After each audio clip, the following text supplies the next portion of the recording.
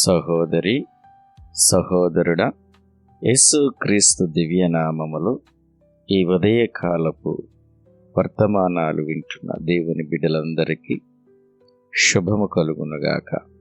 దేవాతి దేవుడు మనతో మాట్లాడుచున్న మాటను మనం శ్రద్ధ కలిగి విందాం. యెషయా గ్రంథము 38వ అధ్యాయము 17 వచనం. మిక్కుటమైన ఆయాసము నాకు నెమ్మది కలుగుటకు కారణమాయను. విన్నారా దేవుని బిడ్డలారా? ఒక దైవజనుడు చక్కగా మాట్లాడుతూ, మిక్కుటమైన ఆయాసము నాకు కలిగినది, నెమ్మది కలుగుటకు అది కారణం అయ్యింది అంటున్నాడు. విన్నారా? మిక్కుటమైన ఆయాసం నాకు నెమ్మదికి కారణము ఆయను. ఈ మాటలు చాలా విడ్డూరంగా కనిపించాయి. మిక్కుటమైన ఆయాసం అంటే, ఆయాసములో మీరు చాలామందికి తెలుసుగా, మిక్కుటమైన ఆయాసం వచ్చిందంటే బాధాకరమైనది, తట్టుకోలేనిది, నాకు నెమ్మదికి కారణమాయను అంటున్నాడు. అంటే మిక్కుటమైన ఆయాసము నెమ్మదికి కారణముగా ఉంటుందా? బాధ మూలముగా ఉంటుందా? మరి ఎందుకు ఇలా రాయబడింది? మన జీవితంలో చాలా సమస్యలు వస్తాయి. కొన్నేమో దాటుతాం, కొన్నేమో దాటలేం. జీవితంలో తట్టుకుంటాం, కొన్నేమో తట్టుకోలేం. కొన్నిసార్లు కృంగిపోతాం, చతికిలు పడతాం. సమస్యలు చూసినప్పుడల్లా మన వల్ల కాదు అంటూ చావుదాకా పరిగెత్తుతాం. కారణమేమిటి? కారణము ఏమిటంటే, ఆ పరిస్థితులు అలా వచ్చాయి, అలా ఉన్నాయి. కానీ మిక్కుటమైన ఆయాసము ఎక్కడికి వచ్చిందట? ఆయాసకరమైన సంఘటనలన్నీ ఎదురై, బాధాకరమైన సన్నివేశాలన్నీ ఎదురై, కానీ అది నెమ్మదికి కారణం అంటున్నాడు.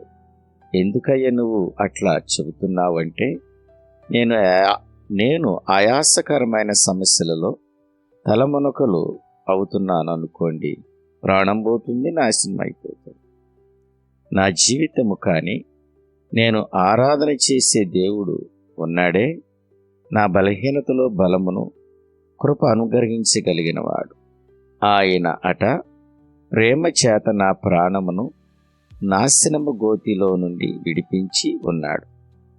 నీ ప్రేమ చేత నా ప్రాణము నాశనమనే గోతి నుంచి విడిపించాడు.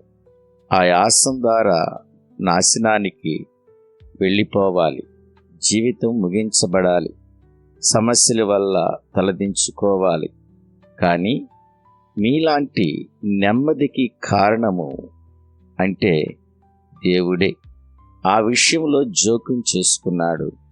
అతని విషయంలో జోక్యం చేసుకుని, అంటే నాశనము అయిపోయే పరిస్థితులు వెళుతున్నప్పుడు నా ప్రాణాన్ని నాశన గోతిలో నుంచి లేపి నిలబెట్టాడు.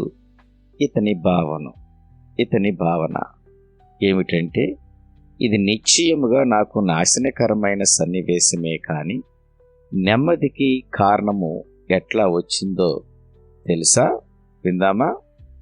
జీవాధిపతి అయిన దేవుడు నన్ను జ్ఞాపకం చేసుకుని, నా సమస్యలలో జోక్యం చేసుకుని, ఆయన అన్ని పనులను చక్కపరుస్తూ వచ్చాడు.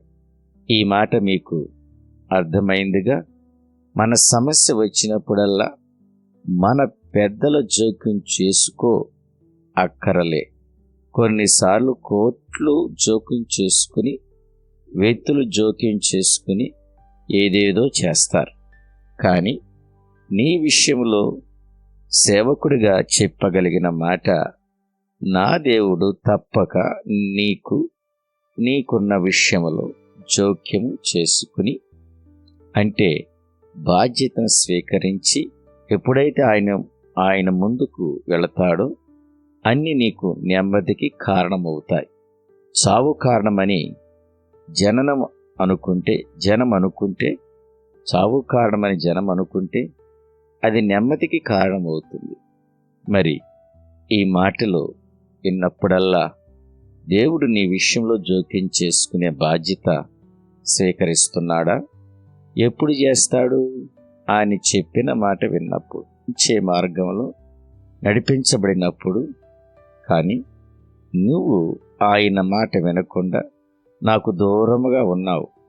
నీ ప్రాణానికి నువ్వే ఉత్తరవాదివి. అర్థమైందా? అంటే దేవునికి దగ్గరగా కాకుండా, పవిత్రతలో నిలబడకుండా, ఆయన మాట వినకుండా ఒకవేళ నువ్వు వ్యవహరిస్తే ఏది జరుగుతుంది అనుకోబాక. నీ నాశనముకు దగ్గర పడుతున్నావు.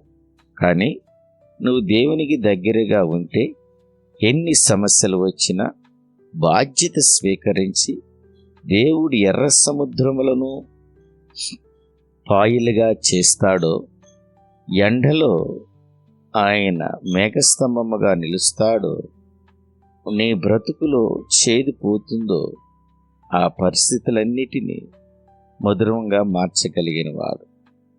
ఎంత ఆదరణ కలిగిన ముచ్చటగా ఉంది ఈ మాట. నీ జీవితంలో చేదు అనుభవాలు లేవు, కన్నీళ్లు లేకుండా నడవటం లేదుగా. పిల్లల గురించో, పెద్దల గురించో, వ్యాపార వస్త్రం గురించో చేదు అనుభవాలు ఎదురవుతున్నాయిగా. కొన్నిసార్లు మనవాళ్ళే ఒకటేమిటో, ఎన్ని ఉన్నాయో. అయితే వీటన్నిటి నుంచి నిన్ను విడిపించగలిగిన వాడు ఒక ఆయన ఉన్నాడు. ఆయన నీ విషయంలో బాధ్యత స్వీకరించి జోక్యం చేసుకుని నీకు నెమ్మది కలుగు చేయునుగాక. అలా జరగాలనుకుంటే నువ్వు ఆయనతో ఐక్యపడాలి. పాప జీవితాన్ని మానుకుని పరిశుద్ధంగా ఉండాలి. నిన్ను నడిపించే వానికి నీ చేతులు అప్పగించాలి. దేవుని చిత్తం చేయడానికి నీకు మనసుండాలి. అలా జీవించిన రోజున ప్రతి ఆయాసము, ప్రతి కష్టము నీకు నెమ్మదిగా మారును గాక. దేవుడి వాక్యాన్ని దీవించి ఆశీర్వదించునుగాక. ప్రార్థన చేసుకుందాం. కళ్ళు మూసుకునండి. మోకరించగలిగిన వారు మోకరిద్దాం. పెద్దం.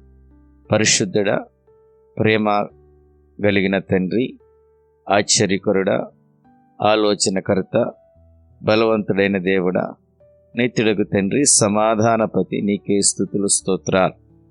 అయ్యా తండ్రి, మా జీవితంలో నువ్వు చేస్తున్న మేళలను బట్టి నీకు స్తోత్రాలయ్యా. అయ్యా మా బిడ్డలను ఆశీర్వదించండి, నీ రెక్కల నీడలో భద్రపరచండి.